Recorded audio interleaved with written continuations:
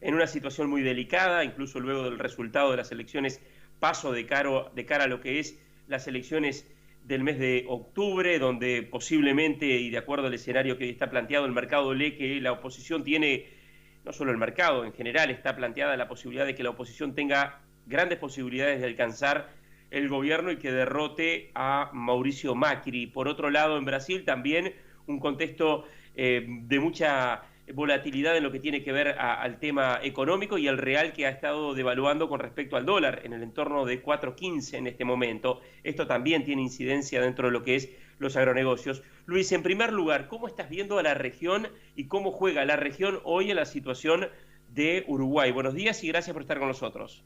Buenos días, Martín, mis saludos a la audiencia. Estamos en un momento, no solo a nivel regional, sino también a nivel mundial, bastante fuerte en incertidumbres. Como tú mencionabas, la guerra comercial entre Estados Unidos y China preocupa a los mercados y a los inversores, porque es ese tipo de evento que agrega volatilidad, que no se sabe para dónde puede disparar, digamos, la situación.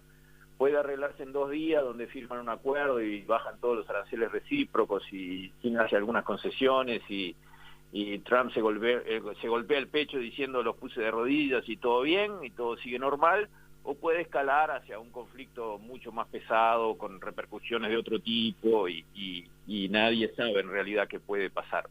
Son personalidades difíciles, son temas complicados, hay muchísimo en juego.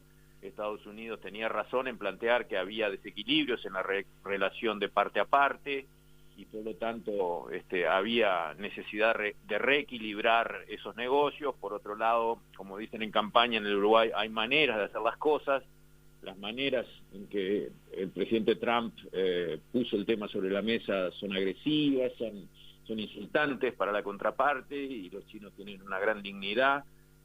Tienen una visión de sí mismos desde la noche de los tiempos como que ellos son el centro del mundo. Siempre se llamó el imperio del medio, el medio del mundo para ellos siempre fue China, no fue el resto. Por lo tanto se ven, digamos, insultados por un recién llegado a la escena planetaria como lo ven a Trump, y eso complica. En fin, el mundo está complicado. Hace mucho que Estados Unidos viene con muy buenos resultados económicos y los analistas esperan que en algún momento, por la fuerza de los ciclos, entre en recesión. El resto del mundo no anda bien, Europa no anda bien, Japón no anda bien, China viene descendiendo sus tasas de crecimiento, aunque todavía son buenas, pero tiene muchos problemas internos también, con endeudamientos muy grandes en sus bancos, en sus empresas, en sus familias, y es delicado el equilibrio interno dentro de China en materia financiera. Y la región nuestra, como tú mencionabas, es de los peores de la clase, como a cada rato nos pasa. Argentina, lamentablemente, salió del periodo de los Kirchner deshecha. El presidente Macri, que vino con una oleada de sensatez y de buen gobierno, cometió algunos errores estratégicos muy importantes, porque tuvo supuestos que la realidad no convalidó. Él tenía que hacer un ajuste. El país estaba detonado desde el punto de vista financiero, y ese ajuste se podía hacer de una manera violenta, rápida, pasándole toda la factura a los gobiernos anteriores, diciendo, este país se dio una fiesta y ahora vino la factura para pagar el costo de la fiesta. No fue mi fiesta, yo no me di la fiesta, lamentablemente acá tengo la factura y tengo que cobrar. Porque no hay almuerzos gratis, dijera Friedman. Esto no es gratis, esto hay que pagarlo. Entonces, eso era una posibilidad. De primera, echándole la culpa a la herencia maldita, hacer todos los ajustes violentos rápidos y equilibrar los números de una. Eso tenía como contrapartida negativa un sufrimiento social, porque obviamente le iba a doler mucho a la gente tener que encajar esos ajustes, y el riesgo de desórdenes sociales. En Argentina, digamos, el peronismo es un partido de choque, de poner gente en las calles, de darle al bombo, de empujar los sindicatos y de crear instancias de violencia cuando hay problemas, y así fue que cayeron antes de tiempo tantos presidentes no peronistas. Estaba esa posibilidad cierta y era muy negativa, o la alternativa, ajustar gradualmente con tiempo. Para conseguir tiempo hay que conseguir plata. Plata son inversiones, plata que entre a la Argentina. Eso le daría tiempo al gobierno en vez de ajustar de un golpe, ajustar en cuotas, vamos a decir así. O sea, financiar el ajuste despacito para que la gente no le doliera tanto. Macri, enamorado de alguna manera de su imagen ganadora, había ganado todo siempre, ganó cuando fue presidente en Boca, ganó la gobernación de Buenos Aires, ganó la presidencia de la República, venía, digamos, con el aplauso de los mercados y de los grandes inversores y dijo, no, gracias a este equipo que traigo y a este empuje y este cambio de línea, digamos, del manejo de la economía, las inversiones van a empezar a llegar, eso le va a dar crecimiento a Argentina, ese crecimiento va a aportar recursos a las arcas del Estado y con esos recursos vamos a hacer el ajuste despacio y más suave en vez de rápido y más brusco. Bueno, falló.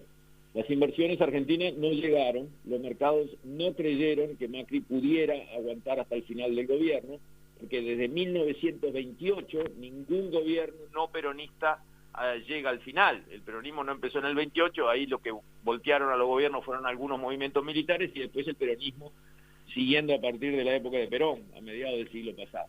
Pero el hecho es que un presidente no peronista en Argentina, la historia dice que tiene muchas dificultades en llegar al final de su periodo de gobierno. Entonces, las inversiones en Argentina eran del orden del 19% del PBI en la época de Néstor Kirchner, bajaron al 17% del PBI en la época de Cristina, y cayeron a 14% del PBI en la época de Macri. O sea que los mercados no validaron el supuesto de que las inversiones iban a llegar abundantemente gracias a Macri. Fue lo contrario. Eso hizo que se le acabara el financiamiento, no entró plata de afuera, el financiamiento no fue suficiente, al acabarse el financiamiento se le acabó el tiempo y se metió en una crisis como la que vimos cuando, evidentemente, cuando no hay financiamiento suficiente, se dispara el dólar y bueno, todo lo que conocemos. Claro, eso, Luis. Ahora, con $1 en Argentina, luego incluso las elecciones PASO, que se disparó en Argentina, en estas horas en el entorno de los 60 pesos. Brasil con un real en el entorno de 4,15 aproximadamente. Aquí en Uruguay, el dólar en el entorno de los 36 pesos con 60. Un banco central que en Uruguay ha estado actuando en el mercado, sobre todo luego de las elecciones PASO en Argentina, con una venta acumulada que está en el entorno de los 370 millones de dólares. ¿Qué puede pasar, y además en un año electoral, qué puede pasar en Uruguay, por ejemplo, con el dólar?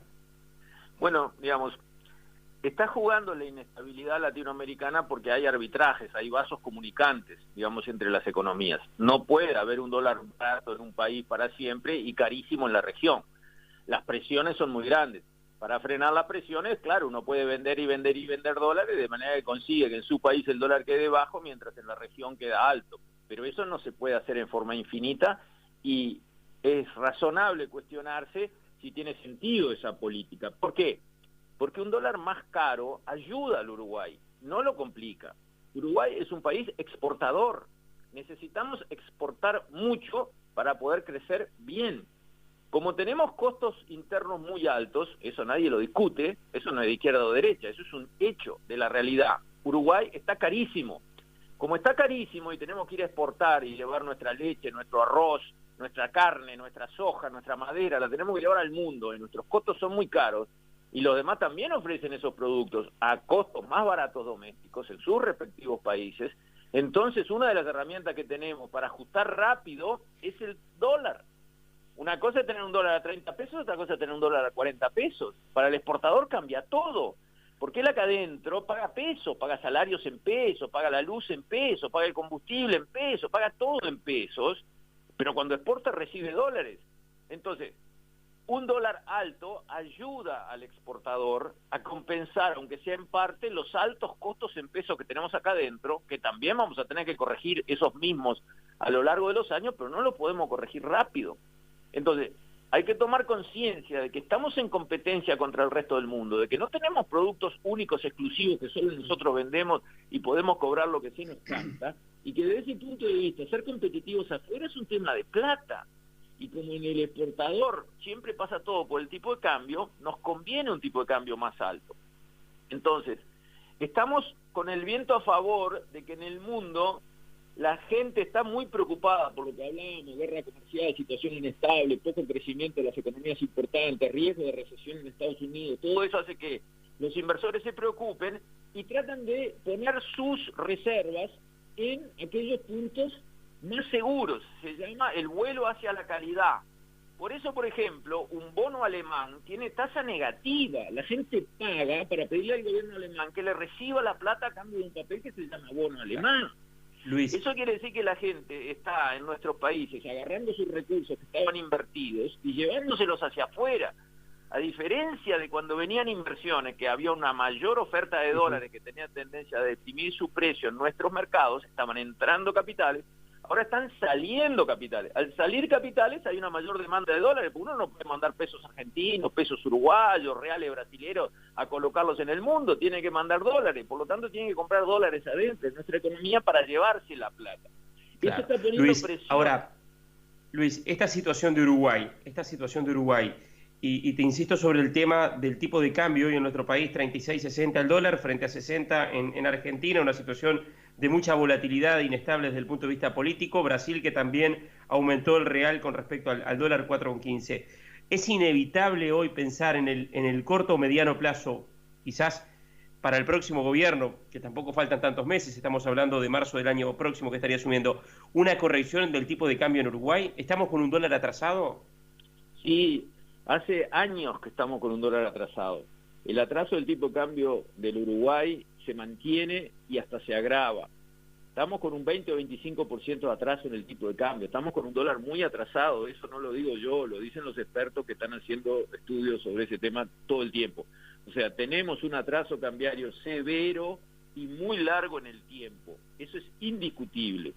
Eso perjudica mucho a un país exportador como el Uruguay. Le hace perder especialización, le hace perder competitividad en el exterior, retrae la cantidad de inversiones que vendrían al país y termina bajando la tasa de crecimiento de nuestra economía. Nosotros crecimos a algo cerca del 5% con el viento de cola del 2004 al 2014, donde la tasa de interés era cero y además las commodities duplicaron su precio, pero en cuanto eso salió, estamos creciendo una tasa de 1,5%, una tasa miserable para un país en desarrollo. Prácticamente nada del 2014 hasta ahora crecemos 1,5%. Entonces, cuando no tenemos viento de cola, este país no crece, y una de las relaciones que hacen que no crezca el país es que tenemos atraso cambiario. Ahora, ¿A cuánto deberíamos de tener el dólar para ser competitivos hoy, ya no solo con la región y por más allá de lo que es este contexto, digamos, de volatilidad? Yo creo que rápidamente y aprovechando la movida, digamos, que nos está ayudando, porque en el pasado, como entraban muchos capitales y nuestras exportaciones valían muchísimo, entraban muchos dólares al país que tenían tendencia, oferta-demanda, entra mucha oferta, el dólar baja. O sea, había una tendencia en el pasado a que el tipo de cambio comercialmente cayera por tanta oferta de dólares. Ahora está sucediendo lo contrario, están saliendo capitales, hay una tendencia a levantar el valor del dólar. Aprovechémosla, dejemos que el dólar se mueva, que vaya a 40, 42 pesos, no pasa nada. Está perfecto así. Y desde ese punto de vista, algún turista más va a venir, porque con estos tipos de cambio, con Argentina como está, Brasil como está, acá las playas van a estar vacías, verdes y vacías, tal como viene la mano, lo cual va a ser patético para el Uruguay turístico. Y por otro lado, los exportadores van a poder respirar un poco, que la verdad están todos que no dan más financieramente nuestras mejores empresas exportadoras. Así que ningún problema, yo no entiendo razonable que el Banco Central gaste reservas para evitar que nos pase algo bueno, como es que se corre el tipo de cambio.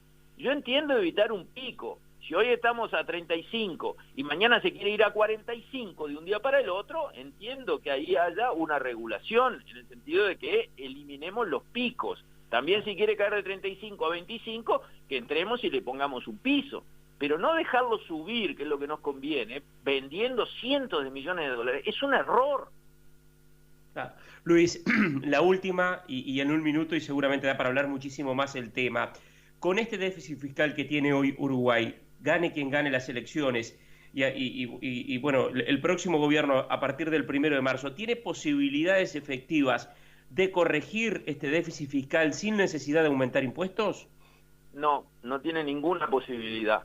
El ajuste fiscal es obligatorio, llámenlo como le llamen, corrección, a mí no me importan los términos semánticos.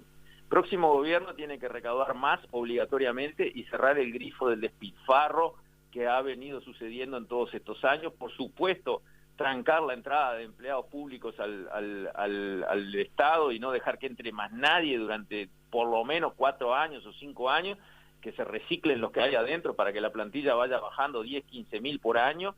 Y además creo que tendría que hacer un préstamo contingente con el Fondo Monetario al entrar, no como lo hizo Macri cuando ya estaba hundiéndose y abajo del agua, sino de entrada tener algún 20.000 millones de dólares disponibles del Fondo Monetario para aguantar cualquier tormenta que pueda venir. La cosa está muy complicada en este país.